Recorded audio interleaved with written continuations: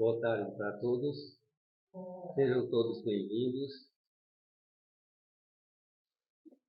Pouca gente hoje, né? Mas o que vale é a intenção, né? Nós estamos fazendo a nossa parte, né? Exato. E hoje nós temos como palestrante a nossa irmã carinhosamente chamada de Léo, trazendo um tema interessante, né? Não sei se todos estão entendendo, mas está aí. Tudo bem não ser normal. Esperamos que ela haja dentro dessa normalidade. Vamos aguardar. Palavra, mas haver uma parte.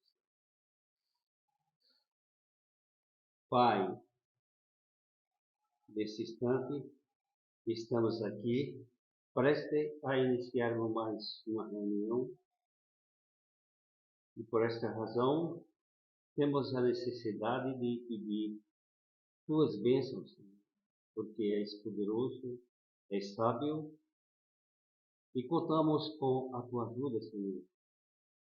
Esperamos que todos entendam esse tema de hoje. Esperamos que o palestrante nos ajude através de palavras simples e que essas bênçãos se estendam por todo o universo, que nesse instante as casas espíritas estão reunidas.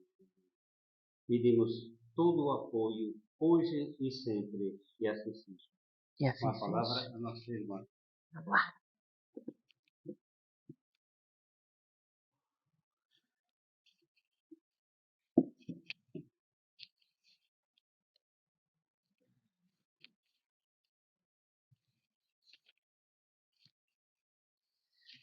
Boa tarde.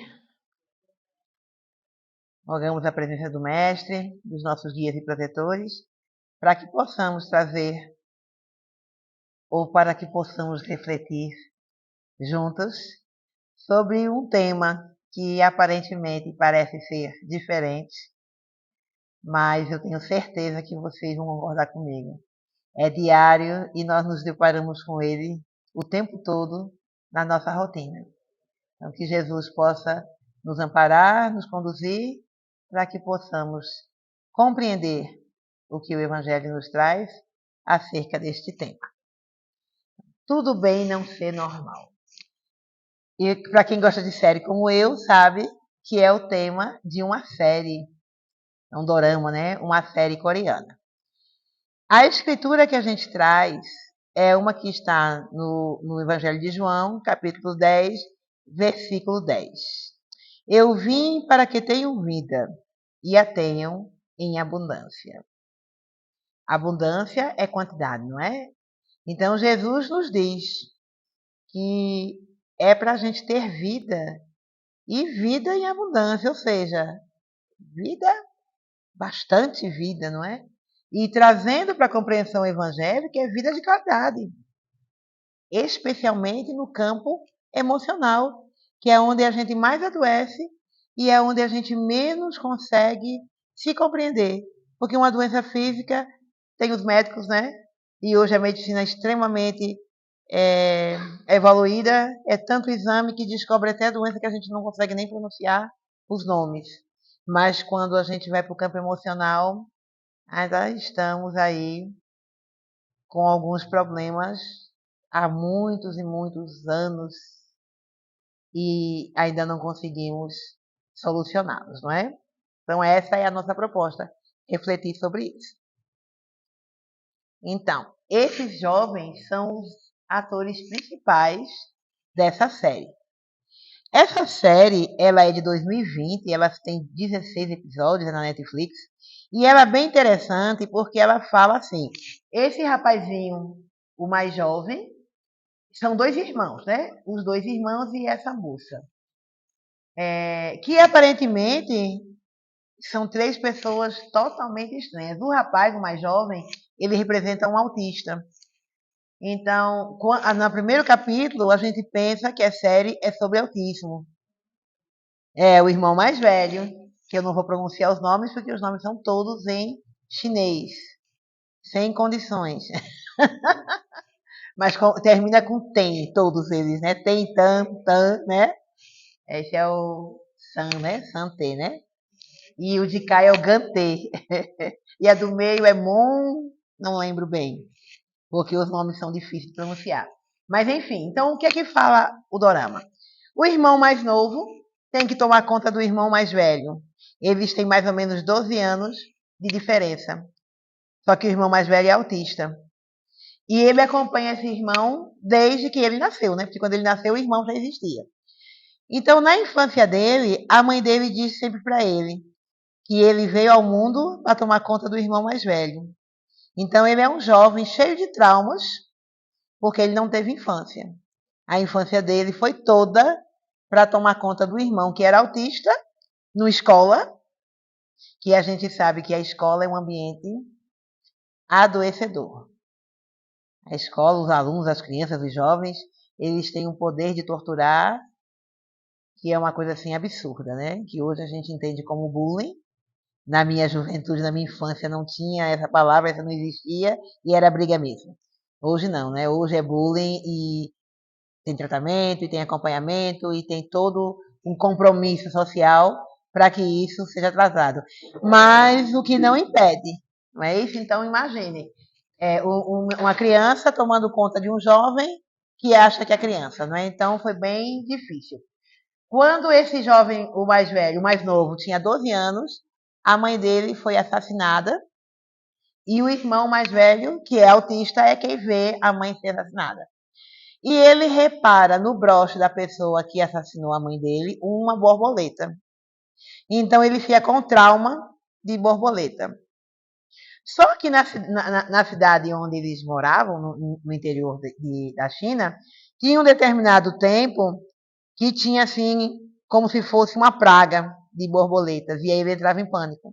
E aí ele fugiu. Então, cada vez que ele tinha, isso ficou impregnado na cabeça dele, então cada vez que ele sonhava, e aí ele já não via mais as borboletas, ele vai crescendo com esse trauma, e cada vez que ele tem, num determinado tempo do ano, ele tem uma crise, e aí eles fogem do lugar onde eles estão e vão para outros. Então, eles são nômades. Então, sim, outra coisa que é importante. Quando a mãe deles morre, eles não têm mais pai, eles já são órfãos de pai. E aí eles ficam órfãos de pai e de mãe. Aí a ação social, primeiro eles vão para a delegacia, vão dar parte, aquela coisa toda junto com o adulto. E aí quando o mais jovem ouve o adulto dizer que eles vão ser separados, o irmão vai para um hospital ser tratado e ele vai para o orfanato, aí ele foge. Ele puxa, o caçula puxa o irmão e eles fogem. E aí eles passam a vida durante muitos anos fugidos, né? E aí, no próximo capítulo, já aparece eles já mais velhos e o rapaz, ele se forma, ele é auxiliar de enfermagem e trabalha em clínicas psiquiátricas. E aí, o resto da série todinha passa nessa clínica. Quando chega na clínica, o que a gente vê? Vários personagens com traumas. A maioria infantil. Tem uma menina que ela teve violência doméstica, né? A mãe espancava e ela ficou traumatizada. Teve um outro menino que ele era filho de um político muito famoso, mas como ele tinha um transtorno, o pai internou 8 filhos, o caçula nasceu com problemas, aí o pai internou para não manchar a carreira política de político perfeito. Então ele era um político perfeito, não podia ter um filho com transtornos mentais interna. E tinha um senhor que era da Guerra do Vietnã, ele participou da Guerra do Vietnã e no momento ele recebeu ordem de entrar numa aldeia e o pelotão dele, né, matar todo mundo, e tinha muitas mulheres e muitas crianças. E aí ele ficou traumatizado pela quantidade de crianças que ele matou na guerra, né, que ele dizia assim, eu matei. Ele dizia que ele poderia ter dito não e poderia não ter cumprido a ordem. Então ele realmente assumiu a responsabilidade e isso trouxe para ele um problema, né, um transtorno. E tinha uma senhora que ela era muito rigorosa com a filha, e aí numa discussão com a filha sai, ela tinha um restaurante, né? E ela tem uma discussão com a filha, e a filha quando sai, resolve se matar.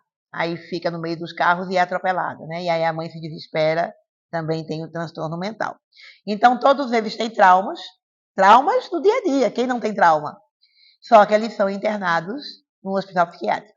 E lá eles são acompanhados por um psiquiatra que é maluquinho, mas assim, fora de série, sabe? Cada vez que ele fala é um aprendizado. E toda a série você vai assistindo, cada capítulo tem mais ou menos uma hora e pouquinho, então eles são bem densos. Então não é uma série para você maratonar, assistir assim, 4 capítulos, não. Você vai assistir um, porque é muita informação, e como oriental, ele tem os valores assim, eu acho diferenciados, porque eles têm uma valorização com a família, que é uma coisa assim que a gente não tem. Porque eles ampliam os laços. A família não só é o pai, não só é a mãe. Eles vão ampliando os laços e eles vão se abraçando e vão ampliando os laços. E aí a família são aquelas pessoas que se relacionam, que se cuidam, que se compreendem, que procuram viver da melhor forma. E todo episódio ele traz esse traço, né? Então, qual é o desenvolver? A moça, ela é escritora de contos infantis. E ela é filha de uma escritora famosa, que é escritora de filmes de livros de terror. Só que a mãe dela faz alguma coisa que ela fica traumatizada, ela não sabe o quê, mas a impressão dela é que o pai matou a mãe. Só que quando vão enterrar a mãe some. Então a mãe desaparece durante mais de 20 anos e ela não sabe se a mãe está viva ou morta, mas ela morre de medo da mãe, porque a mãe também era muito rigorosa e a mãe dizia que ela era perfeita e que ela não podia fazer nada que fosse imperfeito, que ela era punida. Então a gente vai ter aí 3 jovens extremamente traumatizados que vão seguir, não é? E lá, no desenvolver da trama, em algum momento eles se conhecem e em algum momento a trama vai se envolvendo e, para resumir, que a gente não vai contar a série, né? A mãe dela é quem matou a mãe deles. A mulher da borboleta era ela, porque a mãe deles era a empregada doméstica da mãe dela. E no dia que ela viu a menina era bem malvadinha, sabe? Aí ela estava matando lá uns bichinhos. Eita, peraí, viu? E a empregada vai e diz para a mãe: tem um hospital psiquiátrico que meu filho se trata. A senhora deveria levar ela.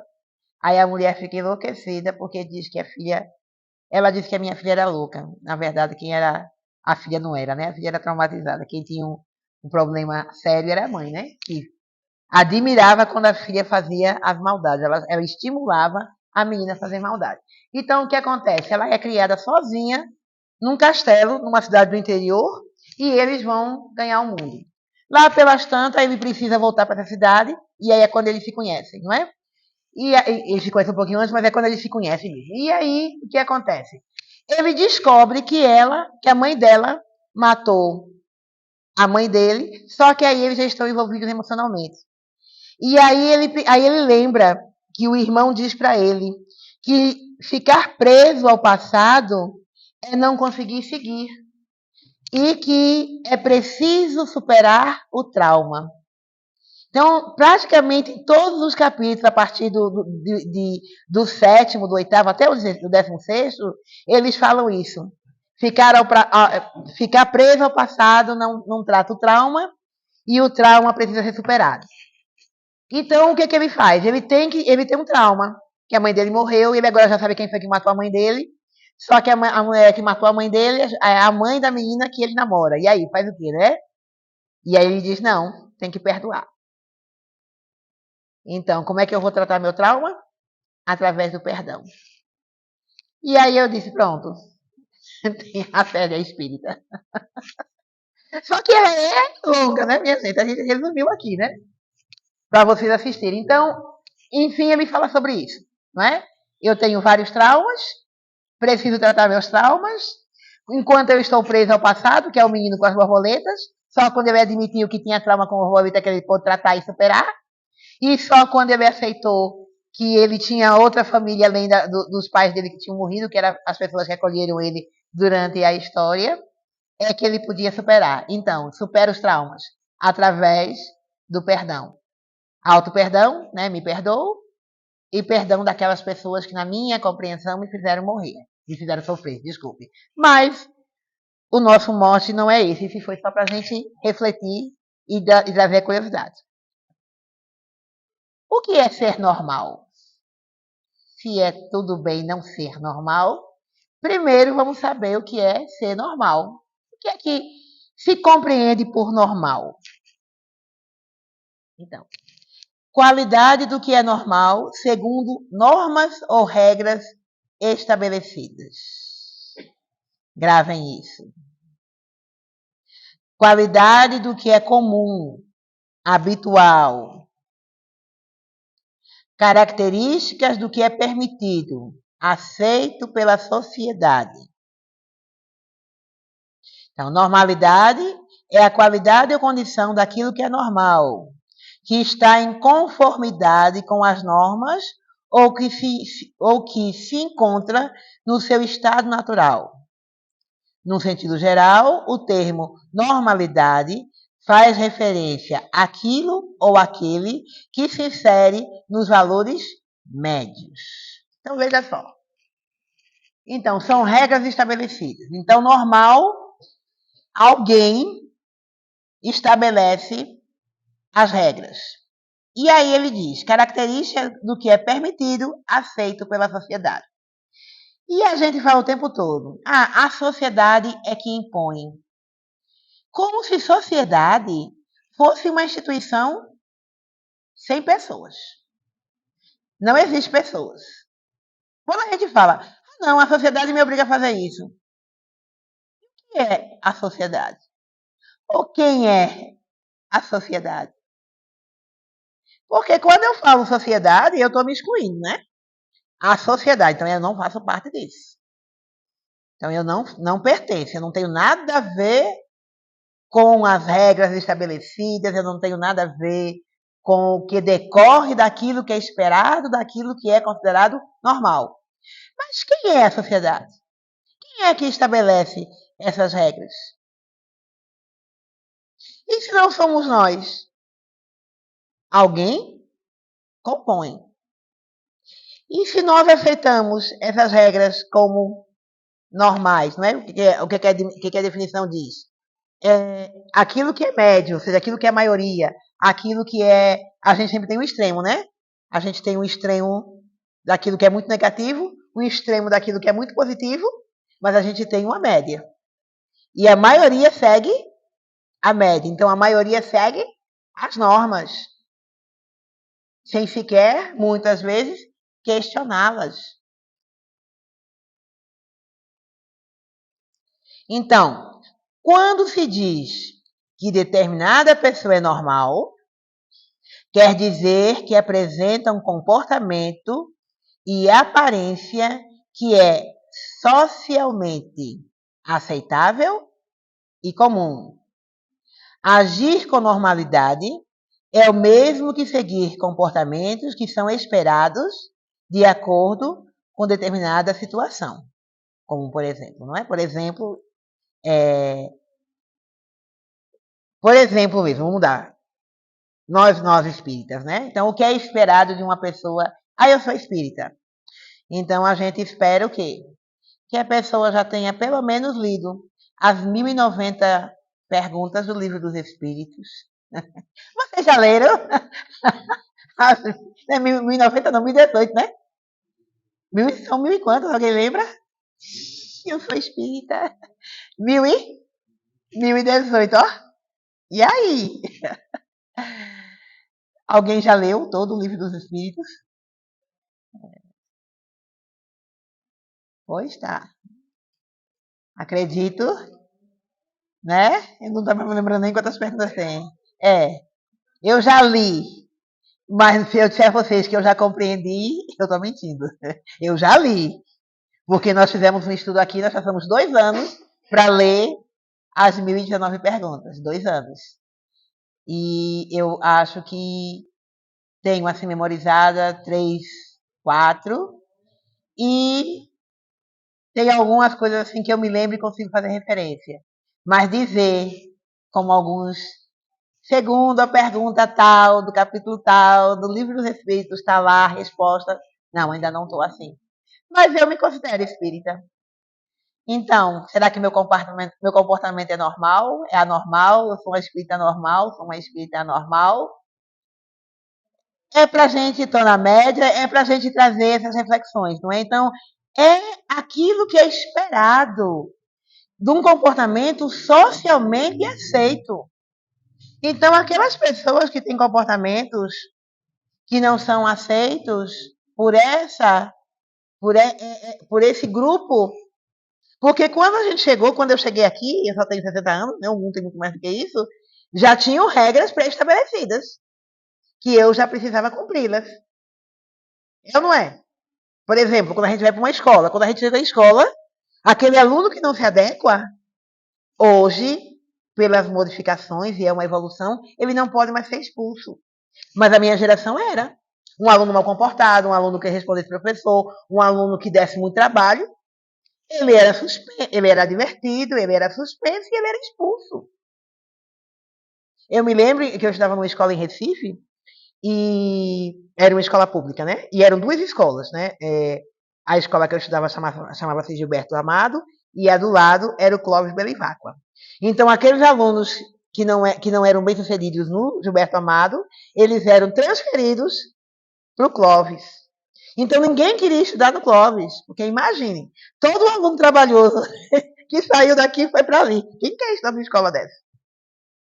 Então, se o ensino não é reformado, e se esse conceito de que aluno que dá trabalho não é um aluno que tem problemas, não é um aluno anormal, é um aluno que tem traumas, é um aluno que precisa ser acompanhado de forma diferente, como é que está a educação hoje? Eu acredito que alguns professores mais antigos, né, da minha geração e da geração de Higina, acham que estava melhor, né? Mas a gente sabe que não estava. A gente sabe que a educação, há algum tempo atrás, ela era extremamente excludente. O aluno que não preenchia aqueles requisitos que eram impostos, e era de um jeito que tinha um quadro, já falei sobre isso aqui. Então, aqueles alunos que se destacavam iam para o quadro. Então, aqueles alunos eles tinham direito a tudo. Os passeios, os privilégios, porque eles eram os alunos que cumpriam os normais, né? Tinha até uma série, Nada Normal, de televisão da Globo, né? Então, e os outros, como é que ficavam? Extremamente mais trabalhosos, porque não conseguiam estar naquele grupo seleto dos normais. Então, o que é ser normal? Ser diferente é normal. Anormal é não viver como se deseja para ter um comportamento socialmente aceitável. Em nome da normalidade, não se deve invalidar as escolhas alheias. Eu aí vejo livre-arbítrio. Só vejo livre-arbítrio. Por quê? Por exemplo, a gente, né? Acho que a maioria de nós, que não bebe, estamos aqui, né? Aí a gente está num lugar. Ontem mesmo eu tive um momento desse. Tinha um coquetel. Eu sempre tenho esses momentos na sexta. Ô, prova. Semana passada foi a feijoada. Aí tinha um coquetel que estava com uma cara ótima, de vinho. Aí disse, não vou tomar não. Eu disse, mas é só um copinho. Aí eu me lembrei que nesse texto, é uma psicóloga, ela diz assim, que a gente não deve explicar. A gente deve simplesmente, com muita educação, dizer, não, eu não bebo, eu não fumo, eu não danço, eu não visto essa roupa, eu não gosto dessa cor, eu não vou a este lugar. Pronto. E o outro não pode invalidar uma escolha minha, porque não é uma escolha dele. Então, quando eu começo a explicar por que eu não faço isso, parece que eu é que estou errada, porque eu tenho uma escolha diferente daquilo que a maioria tem. Mas será que eu estou errada mesmo, porque eu penso de uma forma diferente? Será que a minha forma de pensar está prejudicando alguém? Que o errado, dentro do Evangelho, aquilo que não é coerente, é aquilo que fere a lei de Deus. Quando é que nós ferimos a lei de Deus? Quando nós ferimos a nós mesmos, quando nós ferimos o próximo, ou quando nós ferimos a Deus. Então, se eu faço escolhas que, na minha opinião, me trazem um equilíbrio, e eu preciso explicar por que eu estou fazendo essas escolhas, tem alguma coisa que não está coerente. A norma, nesse ambiente, ela não está coerente. Porque eu sou diferente, eu sou anormal. Certo? E o que é ser anormal? Fora do normal? Algo ou alguém que se afasta das normas, dos padrões. No dia a dia, é comum ouvirmos que certa pessoa está com depressão porque está triste. Ah, fulano está com depressão. A gente não pode mais ficar triste. Está com depressão. A gente está muito agitado, está com ansiedade. Bora tomar não sei o quê, né? E aí aparece, sempre tem alguém para sugerir uma medicação para a gente se acalmar. Gente, todo mundo tem o direito de estar triste, a gente não tem que estar. Não tem saúde normal, saúde mental que se sustente na satisfação pessoal diária. Não dá, não tem condições, a gente tem contrariedades, a gente tem aperreio, a gente tem sobrecarga. Nós estamos no plano de prova e expiação. Ainda não é um mundo feliz. Então, a gente tem sim o direito de estar triste sem estar doente. Eu não estou doente, eu só estou triste. Hoje é um dia que eu não acordei bem, hoje não dormi bem. Agora mesmo, sem querer, pisei em falso assim meu joelho. Por nada. Não é? Que mais que a gente diz, né? Deve ser bipolar porque acorda bem logo em seguida tem mau humor. Fulano é bipolar. Tem dia que fala comigo, tem dia que não fala. Tem dia que passa sorrindo, tem dia que passa batendo os pés, não dá um bom dia. É bipolar. Já já vou mandar no zap um psicólogo. Que só um psiquiatra. É ou não é, minha gente? Diga aí. É esquizofrênica por ser escandalosa. Aquelas pessoas que têm uns comportamentos assim exagerados, né? Tem pessoas que têm comportamentos que a gente até fica, será que a pessoa tá bem? Será que ela não tem um problema? E às vezes não, é só uma pessoa assim, um pouco sem noção, assim, ou sei lá, né? Não tem problema. Problema que eu digo assim, no campo psicológico, que existe sim problemas no campo psicológico, no campo psiquiátrico, no campo da saúde, que trazem anormalidades, que são doenças. Mas não é disso que a gente está falando. A gente está falando do nosso dia a dia, da nossa vida diária, que às vezes nós temos alguns tipos de comportamento que quando o outro nos observa, já vem, tu tá bem? Tá precisando de alguma coisa? Aconteceu alguma coisa já achando que a gente está com algum distúrbio. E não é só ou está alegre demais, ou está muito satisfeita, não é? O conceito de normalidade é usado com frequência e indiscriminadamente em nossa sociedade. Ou seja, a gente está o tempo todinho taxando a pessoa. Esse comportamento é normal, né? Você devia, sei lá, qualquer coisa. Por exemplo, a mulher, né? Bota um batom vermelho. Tu acha que tu ficou bom com esse batom vermelho? Aí eu tenho uma amiga minha que ela dizia que só existia dois tipos de mulheres. As que usam vermelho e as que morrem de inveja. A partir desse dia eu me atrevi a botar o batom vermelho, né? Mas enfim, tem muita gente que fica, tem muitas mulheres que ficam desconfortáveis ou com o batom vermelho ou com outra usando e fazem comentário. Cara, tu tá se incomodando com o batom que o outro tá usando. São essas coisas assim, são detalhes que nos incomodam. Eu tô falando disso. Porque às vezes a gente faz um comentário pro outro que o outro se incomoda. Porque a gente tem, cada um de nós temos as nossas caixinhas. E a gente vai olhando para as pessoas e vai querendo colocar nas nossas caixinhas. Então, eu tenho para mim o que para mim é certo, o que para mim é normal, o que para mim é coerente para mim. Aí eu, cada dia, olho para uma pessoa e escolho. Hoje é meu dia de botar. Hoje eu vou botar Jamile no eixo. Que eixo? No meu. Porque quando eu estou dizendo eu vou colocar fulano no lugar, em que lugar eu quero colocar? É no lugar que eu acho que a pessoa deve estar. Eu decidi que aquilo me incomoda.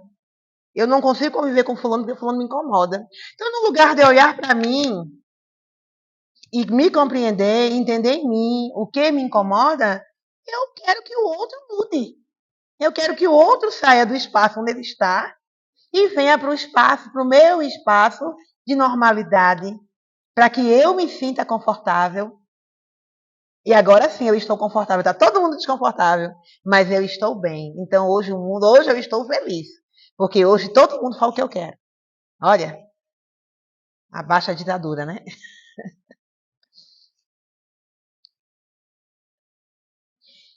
Quando classificamos uma conduta ou uma coisa como anormal, ela é frequentemente seguida por preconceitos. Era aí que eu queria chegar. Então, quando a gente fala em ser normal, e quando eu estou trazendo esse tema para a gente refletir em tudo bem não ser normal, como a gente vai combater os nossos preconceitos? Porque quando eu olho para algo em alguém que eu discordo, com certeza, se eu parar para serenar os meus pensamentos, refletir sobre a prática evangélica de respeitar o livre arbítrio, eu vou sentir que tem ali um preconceito. Algo que eu considero, isso não está bom. Isso não está certo. Isso tá, às vezes até me sinto ofendida. Por quê, não é? Então, a anormalidade, aquilo que eu considero anormal, é porque eu tenho um preconceito em relação àquilo ali. Para mim, aquilo ali não pode acontecer, está errado. Não é? Por exemplo, de novo, né? No campo da religião, existem muitos dogmas, que são dogmas. Por quê? Porque são para ser aceitos sem ser questionados. E são dogmas todos fundamentados no preconceito. Por exemplo, a mulher, e os dogmas são todos para o campo da mulher, né? A mulher deve usar uma roupa que cubra o corpo, braço, perna, não pode ter degote, os cabelos devem ser longos. Então tem todo um padrão social aceitável para que você possa ser abraçado por uma determinada religião ou por um determinado grupo religioso. Então, quando você quebra um paradigma desse, um dogma desse, você é olhado assim, eita, a irmã deve estar com algum problema porque ela cortou o cabelo. Eu de vez em quando passo por isso, quando eu corto os meus, e eu corto mesmo, né? De vez em quando eu dou uma de doida e radicalizo. E depois ali volto tudo de novo e assim a gente vai indo, porque a gente está também aprendendo a conviver com a gente mesmo, né? É ok, Gina? Ok. Então, preconceito é o que a gente tem que combater. Na gente. Porque a gente não vai conseguir combater o preconceito de qualquer forma. Eu tenho olhado muito nas redes sociais hoje essa sede, né, uma verdadeira avalanche de defensores. Que esses dias eu até vi um comentário de um menino dizendo, né? Como seria a postura de A ou de B na sua vida pessoal? Porque combater preconceito na rede social é muito fácil. É só você colocar uma mensagenzinha ali e tá tudo certo. E aí no dia a dia, como é que a gente age? Diante de qualquer coisa que pra gente foge da nossa normalidade. Como é que a gente age? Então, não ser preconceituoso numa rede social é simples. Mas no dia a dia, será que é simples? Porque passa por nós, por aqueles valores que nós trazemos, por aqueles valores que nos foram impostos de alguma forma no nosso convívio social e que a gente não questionou, que a gente não se atualizou, que a gente não revisou e continua hoje propagando esses mesmos valores que muitas vezes são de opressão, são de menosprezo. Diminui o outro porque o outro não concorda mais com aquela linha e fere o livre-arbítrio. Porque nós não temos autoridade para julgar, muito menos para condenar qualquer caminho que não seja o nosso.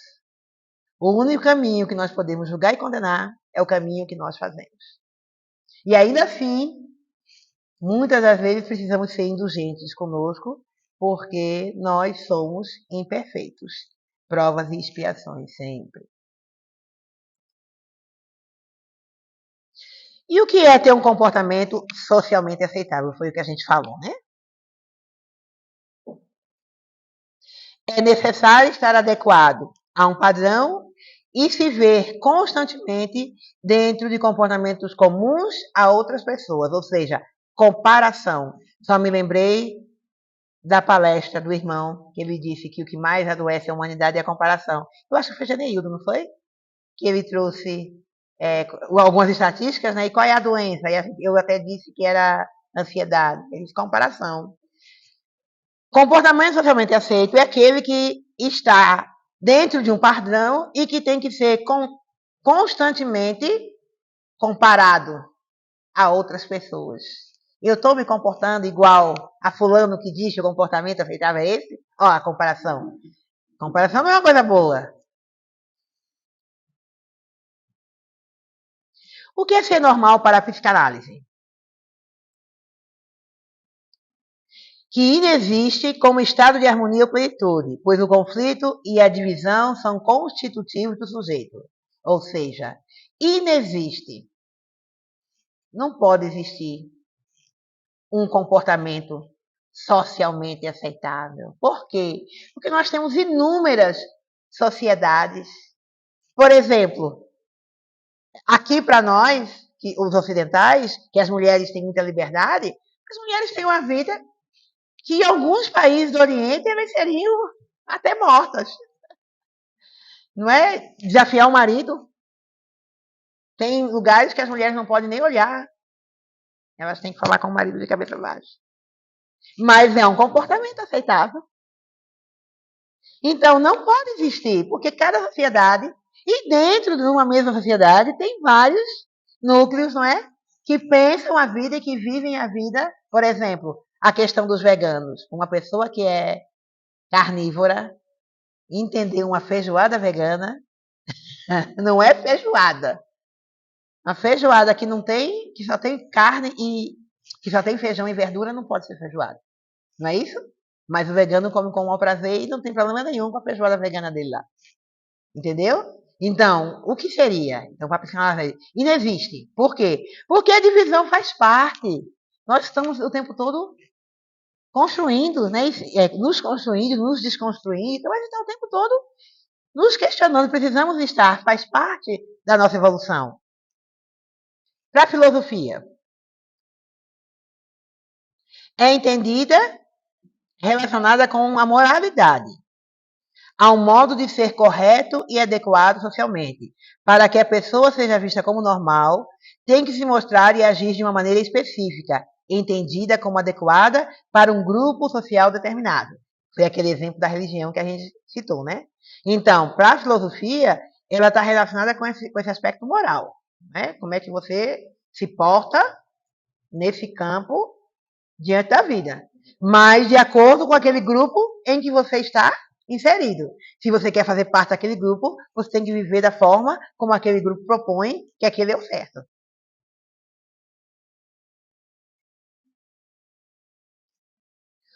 O que consideramos estranho ou anormal não significa necessariamente que a pessoa está com algum problema. Na verdade, é a sociedade que define o que é estranho ou anormal, excluindo certos comportamentos, ideias ou características. Muito interessante isso aí, não é? A sociedade exclui. A sociedade. E aí, quem é a sociedade? A gente lê o tempo todo. A sociedade exclui, sim. A sociedade é a instituição? Quem exclui?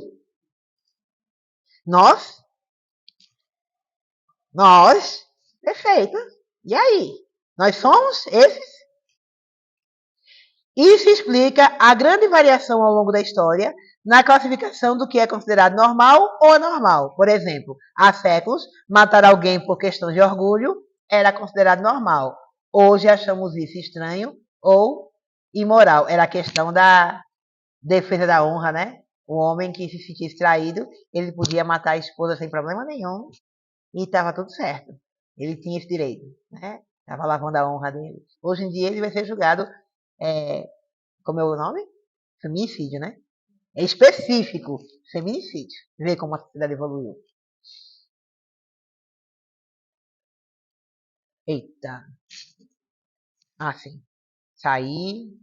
Como é que eu volto? É tão bom quando a gente usa o computador dos outros, né? Que a gente não sabe. Pronto. O normal nunca poderá ser tratado com objetividade descontextualizada da intersubjetividade social. Vou explicar. Não podemos dizer o que é normal de maneira geral, mas sim dentro de uma sociedade específica. Isso significa que não importa quais critérios usamos para definir algo como doentio, pois tudo está ligado ao que é considerado estranho ou anormal na sociedade. Então, nós vivemos numa sociedade excludente. E só quando a gente compreender, como Gina nos disse, nós somos a sociedade excludente. Nós somos. Quantas vezes? Às vezes eu paro para dizer assim para mim, hoje eu me policio, viu? Mas eu já disse, tem que ser espírita. Não tem condições da pessoa crescer em outra religião. Se ela não for espírita, vai reencarnar sem sombra de dúvida. E vai ter que fazer tudo de novo. Que prepotência, né? E quantas vezes a gente diz isso? Sem querer. E se tiver só espírita conversando, é que a gente diz mesmo, viu? E aí a gente diz sem medo, né? Quando tem outra, a gente se policia. Então, dentro de um grupo específico, eu posso mesmo dizer, entre o ambiente onde todo mundo é espírita, que o espiritismo salva. Tá lá, é o lema do espiritismo. Fora do espiritismo não tem salvação. Esse é o lema do espiritismo, minha gente. Nunca foi nem vai ser. Caridade. O lema da doutrina espírita é: fora da caridade não há salvação. Em canto nenhum da codificação, eu estou falando da codificação, Allan Kardec, livro dos Espíritos, livro dos Médiuns, Evangelho, a Gênese, Céu e Inferno. Vocês vão ver lá. O espírito foi para o umbral porque não era espírita. Se ele fosse espírita, ele teria ido direto para a colônia. Vocês não vão ver isso. Porque o lema é: fora da caridade não há salvação. Então, por que nós dizemos isso? E nos autodeclamamos espíritas. São reflexões que nós precisamos fazer para que nós possamos não ser os preconceituosos, excludentes da sociedade que está dizendo que você tem que ser normal, que você tem que andar de acordo com aquilo que é pré-estabelecido e que se você sair disso, você vai ser excluído. E aí ele já diz mais, é comportamento, é ideia e é característica. Eu deixei de ir para academia porque eu fiquei constrangida com os comentários que eu ouvia, porque eu estava acima do peso, continuo acima do peso.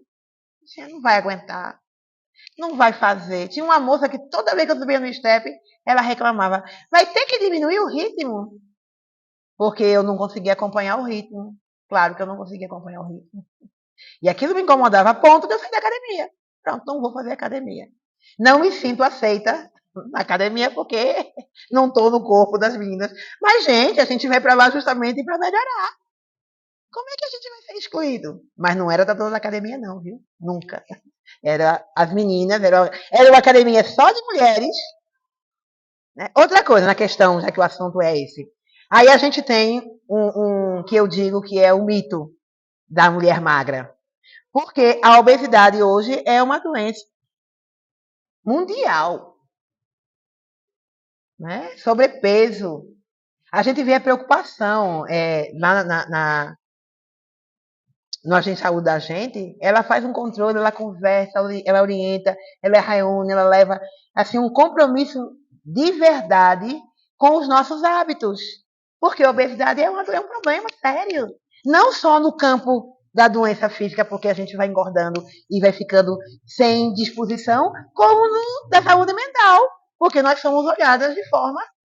Quem está acima do peso sabe que quando passa em algum lugar, houve piada, houve comentário, houve uma dieta. Todo mundo tem uma dieta, todo mundo tem uma sugestão. Vamos sair do campo dessa. A questão do racismo.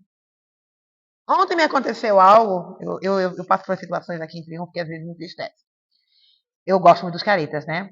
Ontem eu estava lá na assinatura do livro de Ana, de careta, na entrada do Guarani. Ninguém me conheceu, porque primeiro que ninguém sabia que eu estava lá, e segundo que ninguém esperava, porque eu estou começando ainda, né? Eu gosto muito dos caretas, sempre gostei.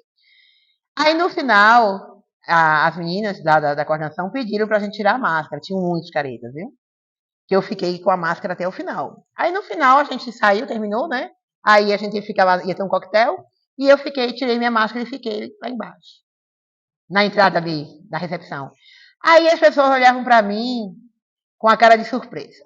Ah, e é tu? E é tu? Aí, tu é irmã de fulana? Tu é não sei o que de ciclano? E aí a última pessoa chegou pra mim e disse, começou a me fazer perguntas sobre confecção de uma determinada loja, em que a atendente é uma mulher negra. Eu não sou atendente dessa loja. E a moça que estava comigo ficou sem entender, porque ela estava perguntando para mim aquelas coisas. Aí depois eu disse a ela, porque eu sou uma mulher negra. Ela não prestou atenção em mim. Ela não me conhece, ela nunca me viu, é uma pessoa que não me conhece. Ela me viu e ela teve a impressão que eu era a moça daquela loja. E isso é racismo. Porque quando você olha uma pessoa de um determinado grupo e você identifica ela pela cor da pele dela, não é? Eu estou citando um caso meu, mas eu tenho certeza que qualquer pessoa que vocês conheçam vai ter uma história para contar.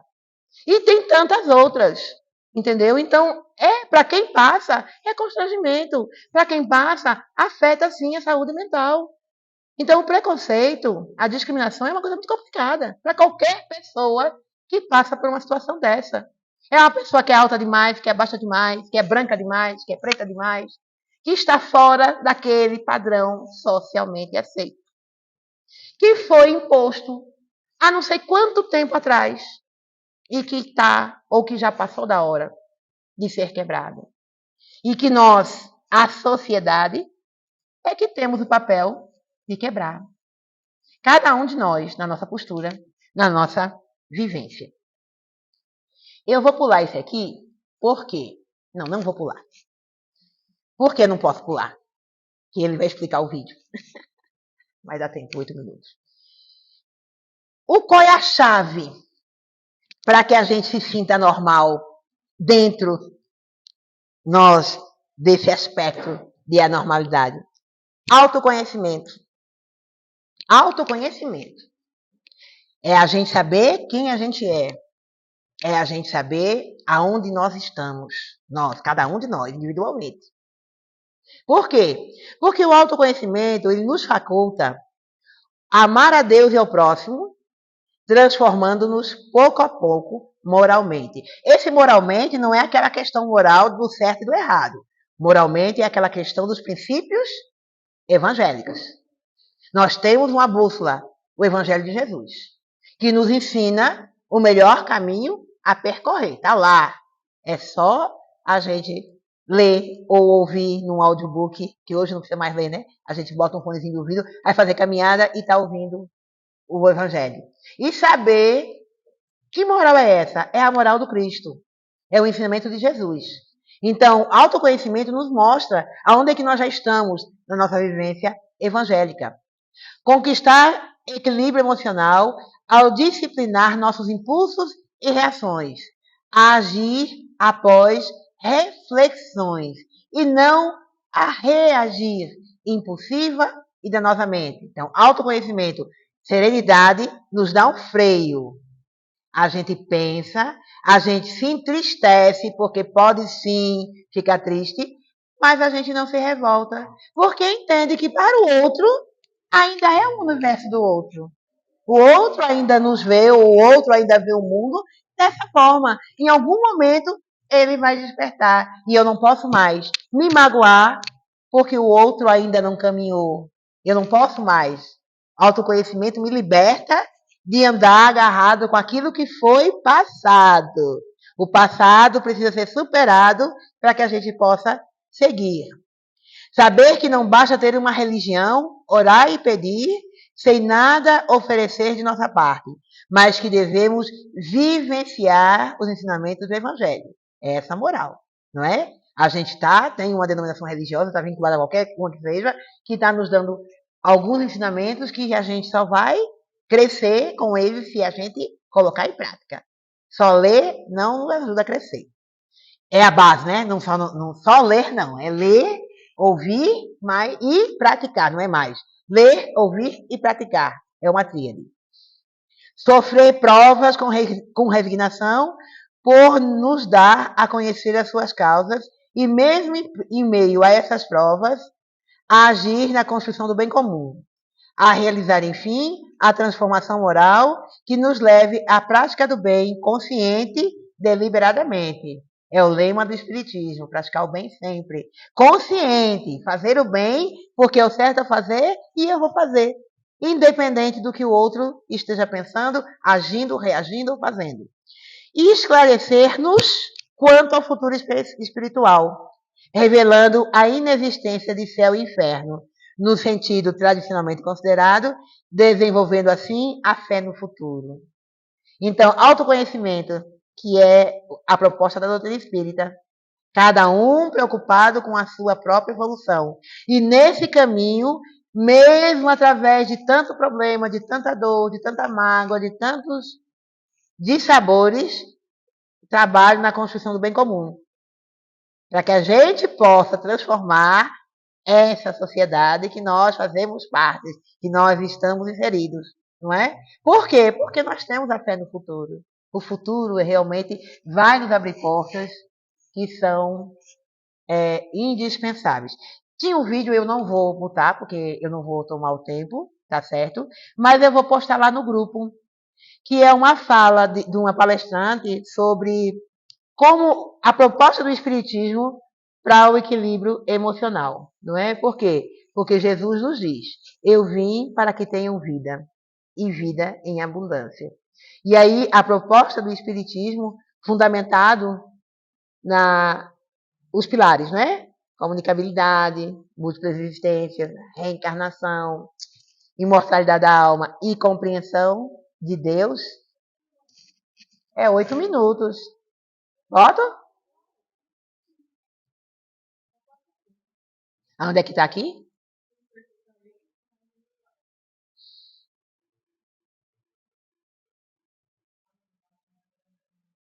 Sim.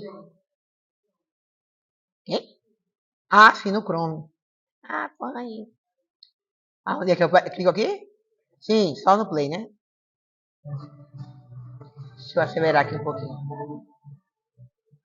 E é justamente a última princípio das 140 anos de trabalho. Em cima das emoções, equilibrar as emoções.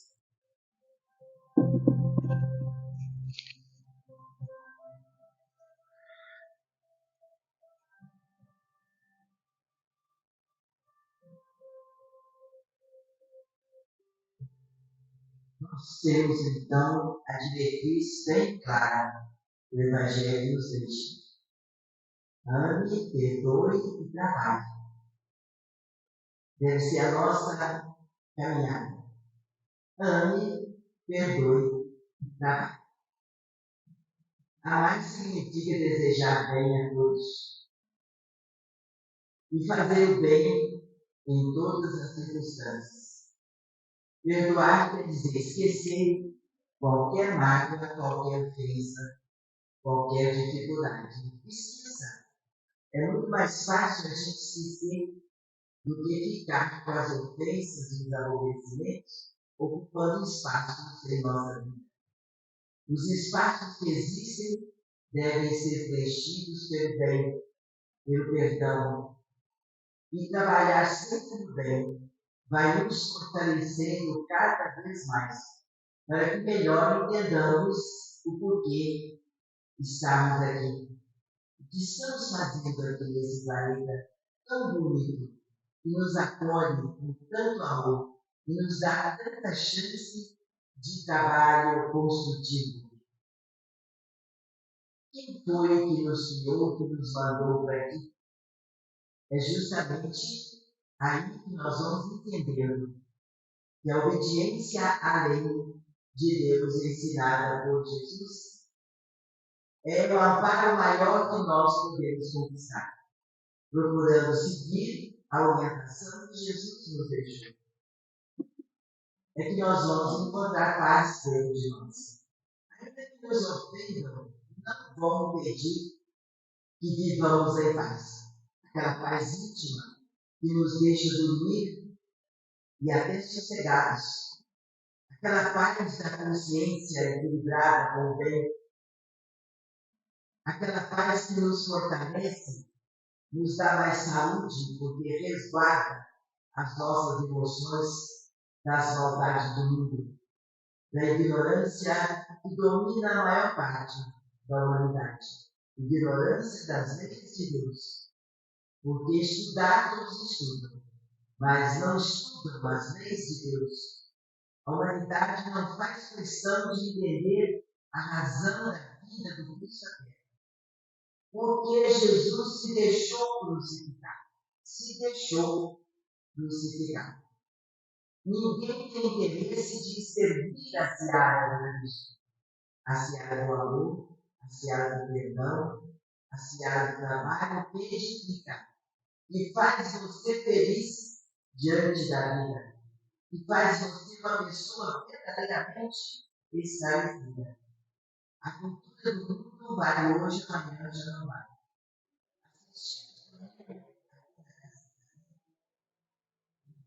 O congresso de educação, eu fiquei muito feliz em escutar o professor de português. Ele deu uma aula sobre a questão da vida, de como viver para ser feliz, para ter uma caminhada livre de grandes sofrimentos.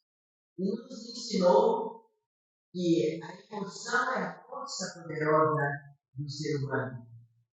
E é na emoção que se instala o poder da saúde, das felizes decisões. Mas tudo isso é informando da importância do equilíbrio emocional. Porque há poucos anos a medicina não aceitava, passou a ficar, agora a educação e já está levando a sério, ensinando a pauta primeira do equilíbrio do ser humano, são as emoções. E é justamente aonde a doutrina espírita sempre vai trabalhar. Em cima das emoções, equilibrar as emoções. No meu tempo de início da doutrina, geralmente a mulher é mais sensível, ela chora mais, ela é mais sensível. Então é falado que é fraca, a mulher é fraca, porque chora. Então a emoção é de gente fraca, assim pessoal. E eu sempre discordei, sempre trabalhei contra isso, realçando a importância do equilíbrio emocional do ser humano, para que ele mantenha o equilíbrio da sua saúde. É uma beleza estudar a doutrina espírita, que ela é cultura geral. Você entende as leis de Deus como vivenciadas e compreende as leis do mundo e as necessidades naturais e eternas da criatura humana. São ensinamentos que o Espírito recebe e vai viver para sempre, para a eternidade.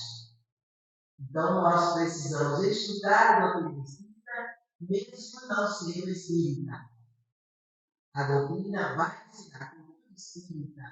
Ela abrange todos os setores da educação do ser humano. Não só como cultura, como conhecimento, mas essencialmente como educação. A doutrina espírita é uma sublime educadora.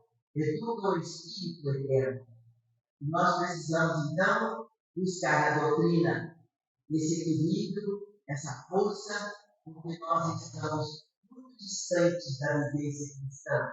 Os exemplos e os testemunhos que foram exigidos dos cristãos da primeira hora, como eles tiveram que se entregar ao sofrimento como testemunho da certeza da Cristo, da confiança que eles tinham pelos ensinos de Jesus, pelas ações, pelos exemplos do Cristo. E a nós outros, não é pedido nada desses sofrimentos. Tudo que a doutrina nos pede é estudar para que ela possa nos felicitar, facilitando o nosso entendimento nas exigências do mundo. Você vai atender o mundo com os recursos espirituais. Quanto mais você trabalha e atende, mais você tem que atender e trabalhar. Quanto mais você entende, mais você precisa perdoar, esquecer as falhas e ajudar. E assim você está edificando a sua própria alma nesse exercício de entendimento, de perdão no trabalho e esquecimento das falhas. Você está alçando voos para a espiritualidade superior, se libertando então dos sofrimentos que ainda dominam a terra. Que Jesus nos ajude a todos para que nossos passos sejam sempre certos, seguros, no caminho que Jesus nos apontou. E a felicidade vai morar conosco para sempre. Jesus nos abençoe. Assim seja. 3 palavrinhas, né? Perdoar, trabalhar e esquecer. Essa é a proposta do Evangelho, essa é a proposta do autoconhecimento, e é acho que nós estamos aqui para aprender. Aprender a perdoar, aprender a trabalhar no bem e aprender a esquecer que aquilo que passou fique no passado, que a gente possa superar e seguir. Agradeço a oportunidade que me foi dada nessa tarde, agradeço a cada um de vocês e que Jesus nos abençoe. Que assim seja.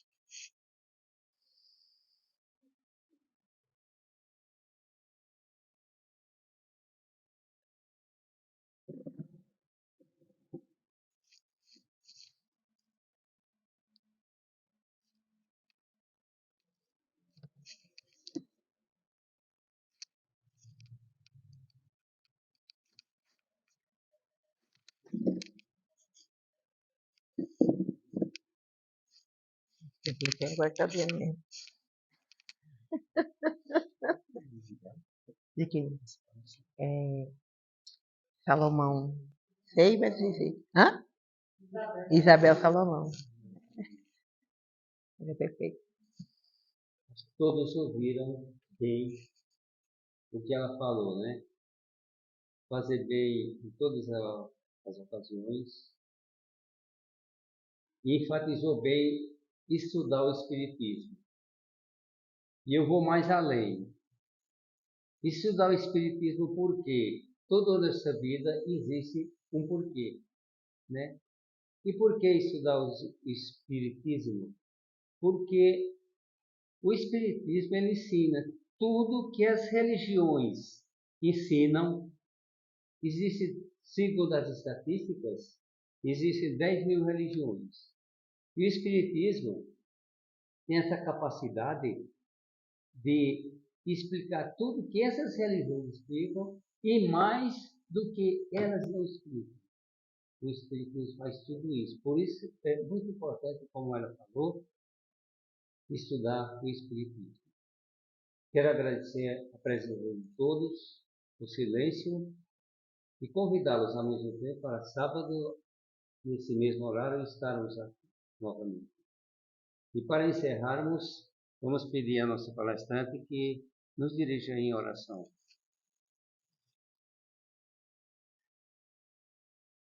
Pai amado, Mestre Jesus, espiritualidade amiga, agradecemos esse momento e podemos estar aqui refletindo sobre a nossa vivência à luz do Evangelho de Jesus, à luz da doutrina espírita. E rogamos a Ti, Mestre, que possa nesse momento nos envolver em fluidos de paz e harmonia, para que assim possamos compreender esses ensinamentos, internalizá-los e colocar em prática em nossas vidas. Que a Tua paz, que a Tua harmonia, ó Mestre, esteja sempre conosco. Que assim seja. Vamos preparar. paz.